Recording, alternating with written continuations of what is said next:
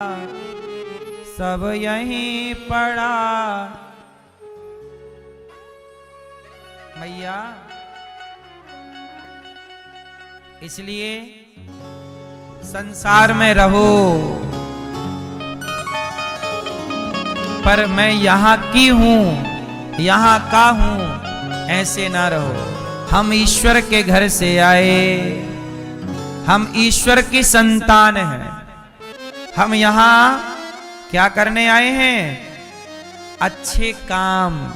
जैसे आप लोग आई हो वृंदावन तीर्थ करने, दर्शन करने, कि यहाँ चोरी करने आई हो, कि लड़ने आई हो?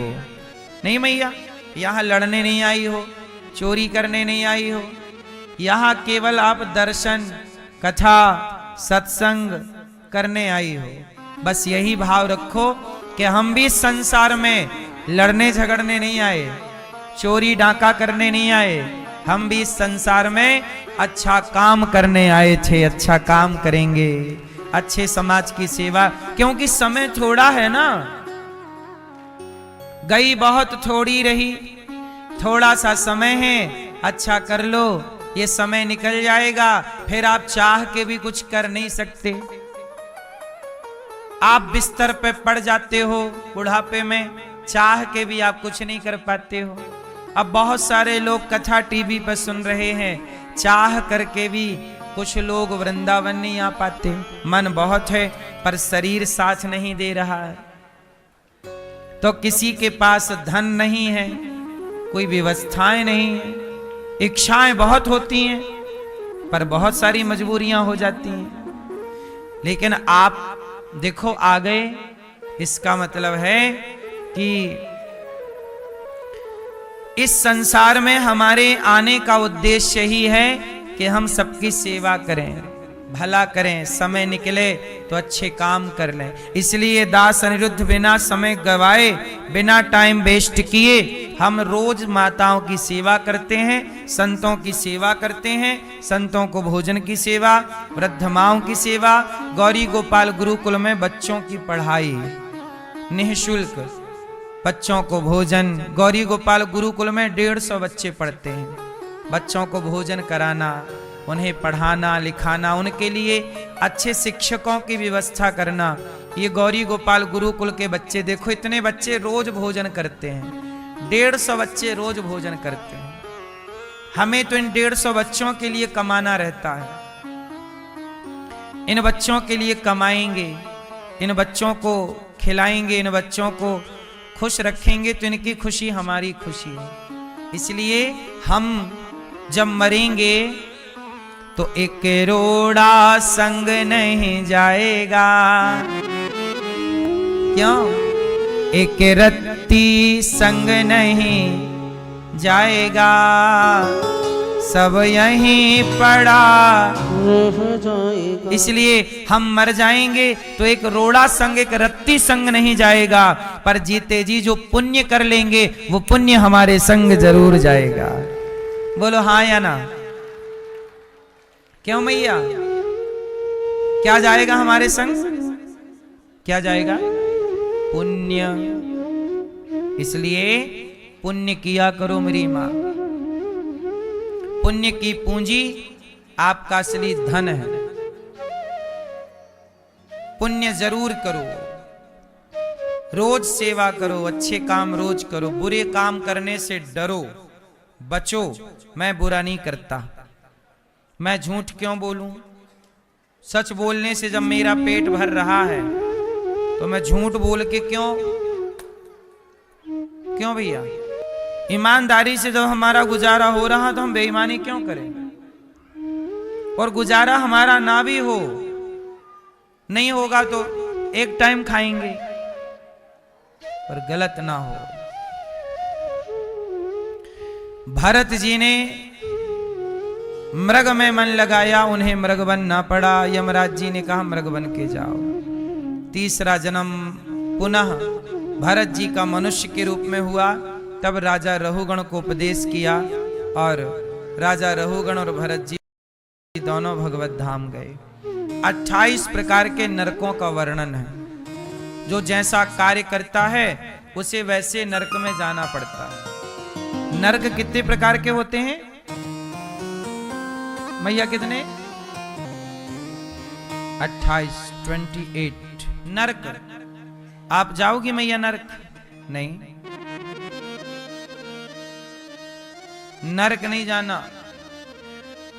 जो व्यक्ति, आप पुण्यात्मा हैं तो हम आपको प्रणाम करते हैं, लेकिन हम तो पापी हैं। लेकिन हम पापी हैं, पर इस बात का भरोसा है कि हम कितने भी पापी हों, अजामिल से बड़ा पापी कौन होगा? अजामिल। परीक्षित जी को सुखदेव जी एक कथा सुनाते हैं कि अजामिल नाम के एक पंडित जी थे। अपनी पत्नी को छोड़े और एक वैश्या के संग रहने लगे, और वैश्या के संग रहते रहते 10 बच्चे पैदा किए। छोटे बेटे का नाम रखा नारायण। चोरी करता, डाका डालता, हर गलत काम अजामिल करता।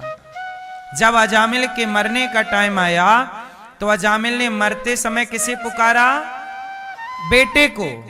और बेटे का नाम क्या था? नारायण। बुलाया, बेटा नारायण, नारायणाय। और जैसे ही नारायण पुकारा, भगवान के कानों में पहुंच गया। भगवान ने कहा, जाओ पार्षदों, कोई भक्त बुला रहा है। पार्षदों ने कहा, प्रभु वो एक नंबर का पापी है। भगवान बोले, पापी था, मेरा नाम लेते ही वह पुण्यात्मा हो गया। भगवान का एक नाम पापी से पापी को भी पवित्र कर देता। जैसे आग की एक चिनगारी बड़े से बड़े ढेर को जला सकती है, एक चिनगारी बहुत है। क्यों? ढेर बड़ा है तो क्या 1 किलो आग चाहिए कि एक चिनगारी बहुत है? जैसे एक चिनगारी बड़े से बड़े ढेर या बड़े से बड़े पहाड़ को, बड़े से बड़े जंगल को जहां जला सकती है, उसी तरह भगवान का एक नाम बड़े से बड़े पापी को पाप से मुक्त कर सकता है। ये नाम की महिमा है। ये किसकी महिमा है? किसके नाम की? भगवान के नाम की। इसलिए कहता हूं कि माना कि हम पापी हैं, पर भरोसा इस बात का है कि हम पापियों के पास भगवान के नाम का बल है। सुनहरी मैंने निर्बल के बलराम। इसलिए बड़े विश्वास के संग भगवान का नाम जपा करो। बोलो, हे श्रीमन नारायण, मैं आपको कभी भूलूं नहीं। सदा भगवान को आप याद रखिए, सदा चिंतन करिए, काम करिए, पैसा कमाइए, झाड़ू पोंछा बर्तन चौका सारा काम करिए, पर नाम जपते रहिए। क्या करते रहिए? बोलो, क्या करते रहिए? नाम जपते रहिए। नाम लेत भव सिंधु सुखाही। नाम लेते से ही, नाम लेने मात्र से व्यक्ति पवित्र हो जाता है। अजामिल जैसा पापी तर गया। आप लोग कितना नाम जप लेते हो रोज का? मैया, आप कितना नाम जपती हो? हैं?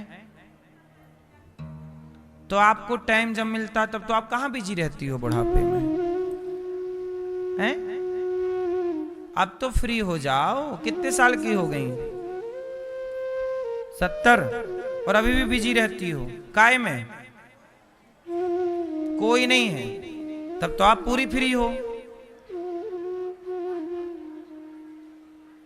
कोई नहीं है तो बिजी हो। और ये मैया कह रही है हमारे यहां सब कोई है तब हम बिजी हैं। मैया, आप कितना नाम जपती हो भगवान का? चश्मा वाली मैया, ये बगल वाली मैया हैं? कितना?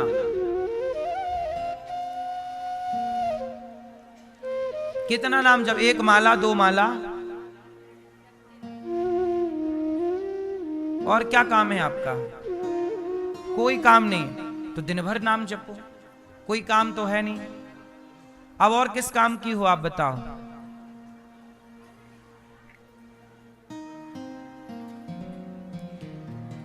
एक टाइम के बाद व्यक्ति किसी काम का नहीं रह जाता, ये बात सही है।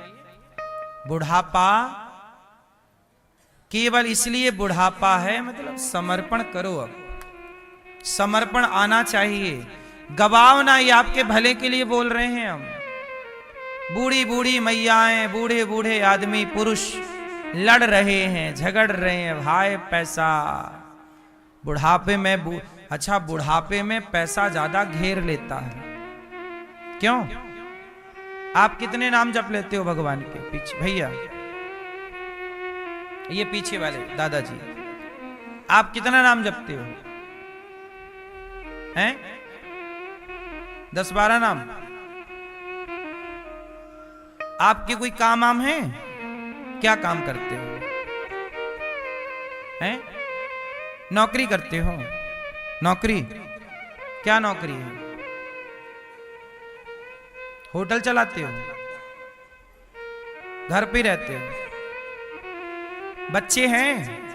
अब काम धाम बच्चों को सौंपो, और ज्यादा से ज्यादा आप लोग इस उम्र में तीर्थों का आनंद लो, तीर्थ का दर्शन करो, सत्संग करो। बच्चे कमा रहे हैं, कमा कमा के बच्चे आपको देंगे। जब बच्चे छोटे थे तो आपने उनको कमा कमा के दिया, पढ़ाया लिखाया। अब बच्चे आपको दें और आप बढ़िया तीर्थ यात्रा करो, भ्रमण करो, सत्संग करो। भाई यही सिस्टम है कि पहले हम बच्चों को दें, बच्चों में लगाएं, बाद में बच्चे हमें दें और हम तीर्थ यात्रा करें, अपने बुढ़ापे का भगवान का आनंद करें, चिंतन करें। लेकिन आपने जवानी में भी भगवान को याद नहीं किया, बुढ़ापे में भी याद नहीं करोगे। देखो जी, ऐसा है कि सुबह दोपहर शाम, बोलो सुबह दोपहर शाम। तो ये बताओ आप लोग दिया बत्ती कब करते हो? कब दीपक जलाना जरूरी कब है? सवेरे जरूरी है कि दोपहर को कि शाम को? हैं? अरे सवेरे दिया नहीं जलाओगे तो कोई बात नहीं, दोपहर को दिया नहीं जले तो कोई बात नहीं, पर शाम को तो दिया बत्ती जरूरी है। बोलो हाँ। और शाम को दीपक नहीं जलाओगे तो घर में अंधकार नहीं रहेगा। ऐसे ही सुबह दोपहर शाम, ऐसे ही लड़कपन जवानी बुढ़ापा। लड़कपन मतलब सुबह, लड़कपन गया मतलब जिंदगी की सुबह गई, जवानी गई मतलब जिंदगी की दोपहर गई, और शाम बुढ़ापा आया तो ये जिंदगी की शाम आ गई। और शाम को दिया बत्ती कर लेना, भक्ति का दीपक जला लेना बुढ़ापे में। अब नहीं जला तो कब जलेगा? क्यों मैया? बुढ़ापे में भी यदि चिंतन नहीं हुआ, भक्ति का दिया नहीं जला, प्रेम का दिया नहीं जला भगवान, तो फिर शाम के बाद रात ही ना आती है, फिर सीधा मृत्यु आ जाएगी। फिर ले जाएगी, यमराज पकड़ के ले जाएंगे, कहेंगे चलो नरक। फिर आप कहोगे कि यमराज जी हमें नरक क्यों ले जा रहे हो?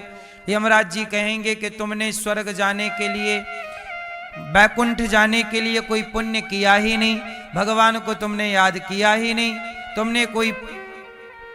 तुमने ना जल दान किया ना अन्न दान किया, तो तुम्हें यहां क्या जल मिले, क्या अन्न मिले? भूखे प्यासे नरक में तड़पोगे। जैसा हम देते हैं, जो बोते हैं वही ना काटेंगे मेरी मां। इसलिए कहता हूं, ये मैं नहीं कह रहा, लाखों पीढ़ियां आपकी हमारी कहती आई हैं कि भाई भला कर लो, अच्छा कर लो, अच्छा ही हमारे संग चलता है। यमराज जी कहेंगे तूने कभी कुछ किया ही नहीं, हम क्या दें तुझे? तुम प्यास से तड़पते रह जाओगे, तुम्हें यमराज एक गिलास पानी ना देंगे, क्योंकि तुमने कभी किसी को जलदान किया ही नहीं, तुम्हें कौन जल देगा? तुम भूख से तड़पते रह जाओगे, तुम्हें कोई एक रोटी ना देगा, क्योंकि तुमने कभी किसी को रोटी दी ही नहीं, तुम्हें कौन रोटी देगा। इसलिए कहता हूं समय रहते अच्छे कार्य कर लो, क्योंकि जो आप करोगे वही आप भरोगे, वही आप पाओगे। इस संसार में हमें वही मिलता है जो हम बोते हैं, जो हम देते हैं। भरत जी महाराज अजामिल जैसा पापी नाम के बल पर तर गया। आप भी काम खूब करिए, पैसे कमाइए, पर नाम जपिए, पुण्य करिए, अन्नदान। आपको पता है जब दानवीर कर्ण मरे, कौन मरा?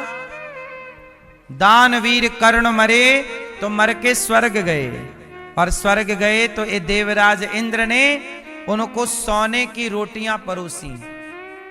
किसकी रोटी? ये सोना खाओ। कर्ण बोले वाह इंद्र, मजाक अच्छा कर रहे हो, कोई सोने की रोटी खाएगा? इंद्र ने कहा कर्ण क्षमा करना, आपके लिए सोने की रोटी ही यहां परोसी जाएंगी। क्यों? क्योंकि आपने सारी जिंदगी स्वर्ण दान दिया है।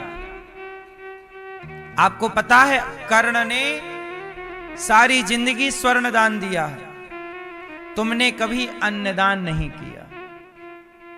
तुम्हें लगा कि हमने तो स्वर्ण दान कर दिया, तो स्वर्ण दोगे तो स्वर्ण मिलेगा, अन्न दोगे तो अन्न मिलेगा, जल दोगे तो जल मिलेगा, है ना?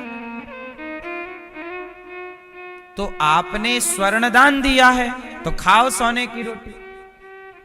अब तो घबराए कर्ण, क्या करें? तब कहा कि ऐसा है कि तुम अपने बच्चों से कहो कि वो तुम्हारे नाम से खूब अन्न दान करें। तब कर्ण ने स्वप्न में अपने बच्चों से कहा कि बेटा जरा अन्नदान करो।